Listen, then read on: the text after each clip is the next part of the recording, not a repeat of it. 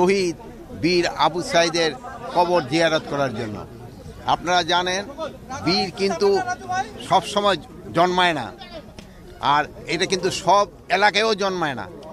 এই শহীদ আবু সাইদের মতো বীর আপনার এলাকায় জন্মিয়েছে, এই জন্য কিন্তু আপনারও একটা কিন্তু ভাগ্যবান। আমরা সবাই আবু সাইদের জন্য দোয়া করব, আল্লাহ যেন এর কবর আযাব মাফ করে, আল্লাহ যেন এর বেহেশত নসিব করেন এবং তারা যেন শহীদের মর্যাদা দান করেন।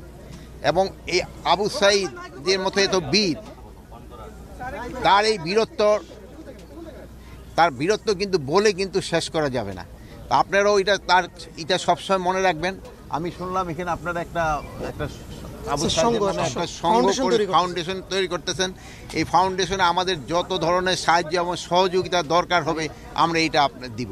এই 3 জন আসামি গ্রেপ্তার হয়েছে এবং এই মামলাটা যত তাড়াতাড়ি সম্ভব আমরা শুনানি শুরু করব এবং অন্যান্য যে আসামিরা ঘুরে বেড়াচ্ছে তাদের যদি আপনারা আইডেন্টিফাই করতে পারেন এবং আমার পুলিশ আইডেন্টিফাই করতে পারে, তাদের অবশ্যই আইনের আওতায় নিয়ে আসা হবে।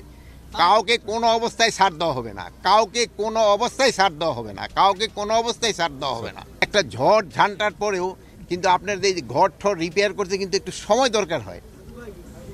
একেবারে যদি সাথে সাথে বললেন যে আমার ঘরটা তো এই ঝড়ের আগে এরকম ছিল, এখন কেন হয়ে যায় না? হয়ে যায়, কিছু সময় দিতে হবে, আমাদেরও কিছু সময় দিতে হবে। আমাদের কাছে তো এরকম কোনো কিছু নাই যে বলবার হয়ে যাবে। এই জন্য এই জন্য আমাদের একটু সময় দেন। আগের থেকে তো পরিস্থিতি অনেকটা উন্নতি হয়েছে, এটা আস্তে আস্তে আরও উন্নতি হবে।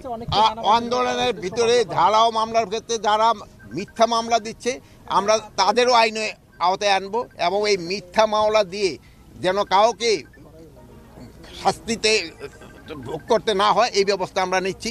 আমরা একটা কমিটিও করে দিচ্ছি, যে কমিটি ইনভেস্টিগেশন করে দেখবে। শুধু এটা পুলিশের উপরে না, আমরা এই যে কি বলে ডিসি মহোদয়ের জেলা প্রশাসক এবং আমাদের এসপি এবং লিগ্যাল অফিসার তারাও এইটা দেখবে যে এখানে অ্যাকচুয়াল কারা দোষী, শুধু তাদের ক্ষেত্রেই আইনানুগ ব্যবস্থা আমরা নিব, আর যারা নির্দোষী তাদের অবশ্যই তারা ছাড়া পেয়ে যাবে।